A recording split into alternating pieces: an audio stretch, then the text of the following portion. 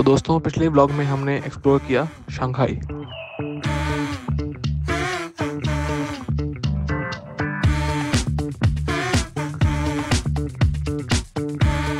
और अब हम आ चुके हैं एक नई कंट्री के अंदर, इसका नाम है स्वीडन।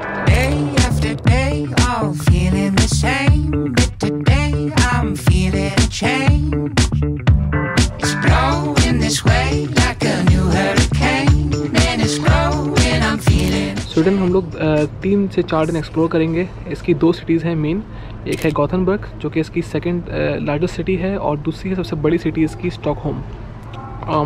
आज हम गॉथेनबर्ग आ चुके हैं और स्वीडन के हवाले से मैं आपको थोड़ी सी जो है मालूमात दे देता हूँ। स्वीडन नॉर्दर्न यूरोप में वाक़ई है, ये एक स्कैंडिनेवियन कंट्री है और ना सिर्फ ये, इसका जो रकबा है वो 3rd लार्जेस्ट, इसका जो साइज़ है वो है पूरे यूरोपियन यूनियन के अंदर। इसकी पॉपुलेशन अराउंड 10 मिलियन पीपल की है और ये अपने फॉरेस्ट, कनाल्स और ब्यूटीफुल जो आर्किटेक्चर है इनका उसके हवाले से मशहूर है। तकरीबन 16th सेंचुरी के अंदर जो है ना ये सिटी गॉथेनबर्ग कायम हुई थी। और गॉथेनबर्ग के अंदर आज हम लोग एक्सप्लोर करेंगे इनकी जो ओल्ड हिस्टोरिकल एरियाज़ हैं, जैसे यूरोप में होते ही हैं नॉर्मली। ये एक मैरीटाइम सिटी है और यहाँ पर जो मैरीटाइम कल्चर है वो बहुत पॉपुलर है। यहाँ पर मैरीटाइम म्यूज़ियम्स हैं और इसके अलावा एरो म्यूज़ियम्स भी बहुत सारे हैं, तो वो भी हम आज एक्सप्लोर करेंगे गॉथेनबर्ग के अंदर। और ना सिर्फ ये बल्कि जो भी यहाँ पर फेमस आर्किपेलागोज़ हैं, जो स्मॉल आइलैंड्स का जो हिस्सा है, वहाँ भी हम लोग एक टूर लेंगे और वहाँ जाके देखेंगे कैसा वो रहता है। तो हमारा आज यहाँ पर तकरीबन 1 से 2 दिन का स्टे होगा गॉथेनबर्ग के अंदर। यहाँ पर हम एक्सप्लोर करेंगे इस पूरे शहर को। अभी जब मैं आया था यहाँ पर हैम्बर्ग से, तो तकरीबन मुझे आने में 8 घंटे लगे वाया ट्रेन और काफ़ी अच्छा सफ़र था, काफ़ी कंफर्टेबल था। थोड़ा सा टाइम लगा पासपोर्ट कंट्रोल्स में और टाइम लगा थोड़ा सा ट्रेन के डिले होने में, बट ओवरऑल बहुत अच्छा सफ़र था आने में और काफ़ी मज़ा आया यहाँ पर आके स्वीडन के अंदर।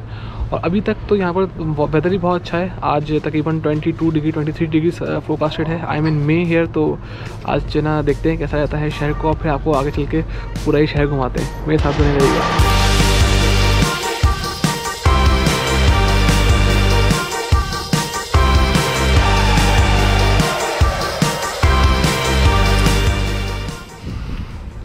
तो यार सुबह के 7:30 बज रहे हैं इस वक्त और अभी हम घूम रहे हैं गॉथेनबर्ग के अंदर, लेकिन पूरा शहर खाली है, तो सारी दुकानें बंद हैं यहाँ पर इस वक्त। सही है। और नॉर्मली मैं इतना सुबह को नहीं निकलता क्योंकि मुझे आइडिया होता है कि चीज़ें बंद होंगी, लेकिन गॉथेनबर्ग आके ऐसा लग रहा है कि हर चीज़ बंद पड़ी हुई है इस वक्त। यहाँ पर सब बंद है, मतलब कुछ कॉफ़ी शॉप्स वगैरह खुली हुई हैं, आप जाके कॉफ़ी वगैरह पी सकते हैं, ब्रेकफास्ट कर सकते हैं, लेकिन 7:30 बजे सुबह को सब कुछ बंद है यहाँ पर। मेट्रो चल रही है, ट्राम चल रही है, लेकिन शहर खाली लग रहा है काफ़ी। और अभी हम जो शहर का जो सारा मेन डाउनटाउन का एरिया है वो घूम रहे हैं। आपको दिखाता हूँ मैं थोड़ा सा शहर का भी व्यू। अच्छा, एक चीज़ ना इस शहर के बारे में काफ़ी मशहूर है, वो ये है कि ये यहाँ पर स्टूडेंट्स बहुत हैं। यहाँ पर स्वीडन की सबसे बड़ी यूनिवर्सिटी गॉथेनबर्ग यूनिवर्सिटी मौजूद है और जो लोग स्टूडेंट्स हैं, पढ़ रहे हैं अभी भी, उनको आइडिया होगा कि गॉथेनबर्ग यूनिवर्सिटी जो है वो काफ़ी मशहूर है, काफ़ी बड़ी यूनिवर्सिटी है। तो आपको यहाँ पर स्टूडेंट्स बहुत नज़र आएंगे। इवन जब मैं ट्रेन से आ रहा था यहाँ पर हैम्बर्ग से, तो तब भी काफ़ी ज़्यादा स्टूडेंट्स जो है ना वो ट्रेन में मौजूद थे उस वक्त। तो काफ़ी जो है ना यंग पॉपुलेशन यहाँ रहती है इस हवाले से। ये देखिए,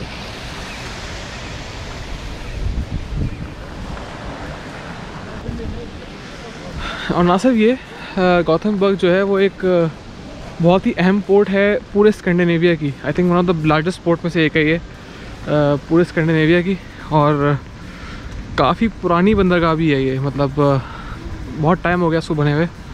और इसके बाद हम लोग अभी जाएंगे यहाँ से एक इनके हार्बर की तरफ, और उसके बाद हम लोग टूर लेंगे, बोट टूर साउदर्न आर्किपेलागो का। और ये आपको दिखाता हूँ, एक बहुत अच्छी कैनाल यहाँ बनी हुई है। डिज़ाइन देखिए इसका डिज़ाइन देखिए, ये देखिए। एक और इंटरेस्टिंग फैक्ट मैं देता हूँ आपको गॉथेनबर्ग का, कि गॉथेनबर्ग के अंदर जो ऑटोमोटिव इंडस्ट्री है स्वीडन की, वो यहाँ से बेस करती है। आपने गाड़ी का नाम सुना होगा वॉल्वो, इस पिक्चर में आप देख सकते हैं इसका लोगो। तो वॉल्वो का भी जो बेस है वो यहाँ पर है और इनके में खासे प्रोडक्शन प्लांट भी यहाँ पर है। तो काफ़ी इकोनॉमी वाइज भी काफ़ी एक पॉपुलर सिटी है स्वीडन की, जो काफ़ी इनको पैसा कमा के देती है। अच्छी बात यह है कि इस वक्त शहर खाली है पूरा, तो मैं बहुत अच्छे अपने शॉट्स ले सकता हूँ, पिक्चर्स ले सकता हूँ। तो आपको दिखाता हूँ इस वीडियो के अंदर।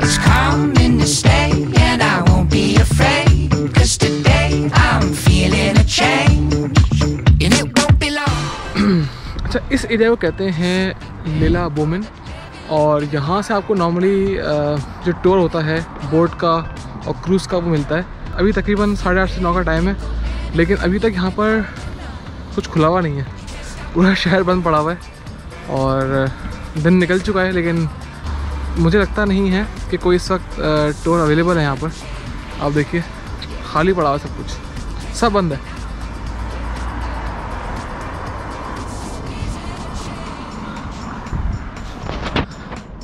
तो पता नहीं कि आज हमारा जो बोट का टूर है, जो कि यहाँ की one of the main attractions है, वो होता है या नहीं होता। Let's see.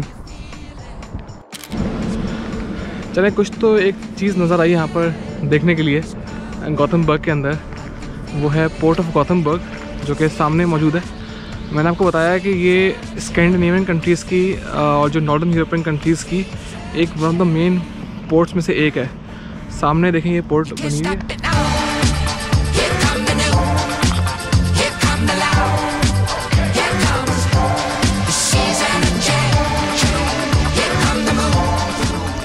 आपको मेरे ख्याल से स्क्रीन के अंदर थोड़ा जूम करेंगे तो आपको नज़र आएगी एक क्रूज़ शिप।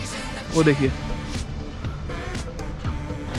ये जो क्रूज़ शिप है ये आपको लेके जाती है यहाँ से फेरी के अंदर डेनमार्क।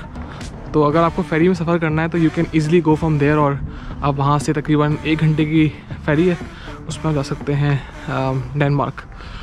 अभी भी जो है ना तकरीबन 9:30 का टाइम हो चुका है और अभी तक सब कुछ बंद है। यहाँ पर टूरिस्ट भी नहीं है, लोग भी नहीं है, तो काफ़ी मुझे अजीब सा लग रहा है, क्योंकि जितनी भी जगह मैं जाता हूँ नॉर्मली तो वहाँ पर टूरिस्ट तो होते ही होते हैं, लेकिन यहाँ पर टूरिस्ट भी नहीं है और लोग भी नहीं है, सब कुछ खाली है।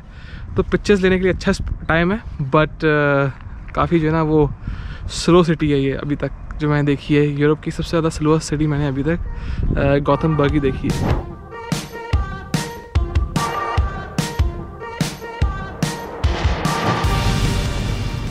फाइनली उस जगह हम पहुंच चुके हैं जहां से अपना क्रूज़ और जो बोट ट्रिप है वो आप बुक कर सकते हैं गॉथमबर्ग के अंदर। और ये कंपनी है, इसका नाम है स्ट्रोमा। मैं आपको दिखा देता हूं।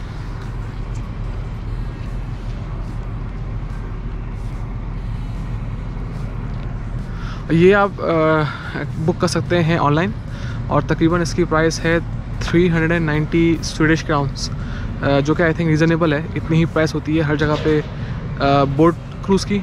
और ये शिप लेके जाती हैं आपको बोट क्रूज़ पे। मैं आपको दिखा देता हूँ यहाँ पर, ये देखिए।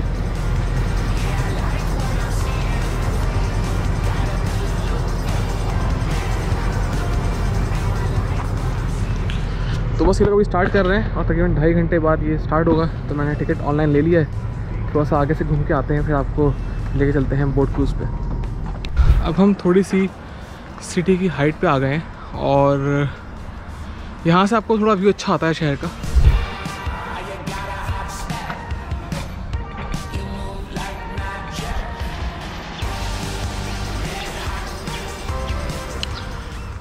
मेरे पीछे आप देख सकते हैं कि वो एक वॉरशिप खड़ा हुआ है वहाँ पर। ये वॉरशिप जो है बेसिकली एक म्यूज़ियम है, इसको कहते हैं मैरीटाइम म्यूज़ियम।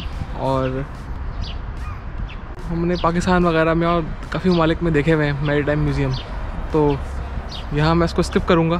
और इसके अलावा यहाँ पर कितना कुछ ख़ास देखने का है नहीं इस म्यूज़ियम के अंदर, जो मैंने रीड किया है ऑनलाइन। इस वक्त हम मौजूद हैं गॉथमबर्ग के सेंट्रल स्टेशन के अंदर। आपको दिखाता हूँ मैं सामने जो सेंट्रल स्टेशन की जो बिल्डिंग है।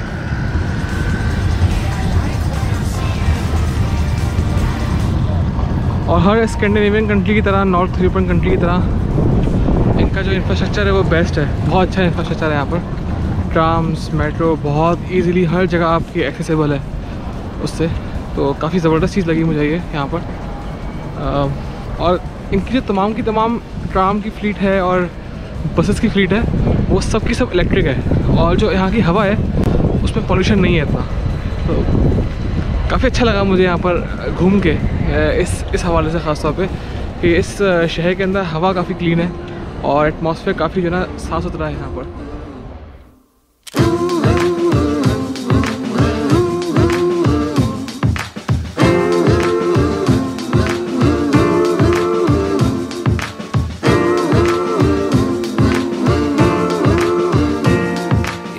तो अब आप देख रहे होंगे कि मैं यहाँ पर फारिग घूम रहा हूँ इस शहर के अंदर, और शहर अभी भी बंद है। तकरीबन 11 बजे का टाइम हो गया है और शहर खाली है, बंद है कम्प्लीटली। ये देखिए कोई है ही नहीं, और आज हफ्ते का दिन है। तो मैं अभी जब गया था इससे पहले उस क्रूज़ को बुक करने के लिए, तो उन्होंने कहा कि यहाँ पर हाई टाइड है आज, तो आज क्रूज़ नहीं चलेंगे यहाँ पर, तो क्रूज़ भी कैंसिल। और इस शहर में इसके अलावा और इतना कुछ करने को है नहीं, सही है। तो मेरी रिकमेंडेशन इन दी एंड यही होगी कि आप इस शहर में नहीं आइए, क्योंकि यहाँ पर कुछ करने को नहीं है और बिल्कुल ही एक बेकार शहर है ये। यहाँ के लोग भी जो है ना कम है काफ़ी, और ऐसे ही हैं। तो गॉथनबर्ग आप लोग नहीं आइएगा। तो उम्मीद करता हूँ आपको ब्लॉग पसंद आया होगा। खैर पसंद तो कोई फ़ायदा नहीं आने का, क्योंकि यहाँ कुछ आपको मैंने दिखाया नहीं ऐसा ख़ास। तो उम्मीद करता हूँ आपको मेरा ये ब्लॉग आज का पसंद आया होगा। अगर पसंद आया है तो उसको लाइक करिए, और अगर नहीं आया तो फिर लाइक नहीं कीजिए, ठीक है। और अपना ख्याल रखिएगा। फिर आपसे अगले शहर में मिलते हैं एक नए ब्लॉग के साथ, स्कैंडिनेवियन कंट्री के टूर के ऊपर मिलते हैं। अल्लाह हाफ़िज़।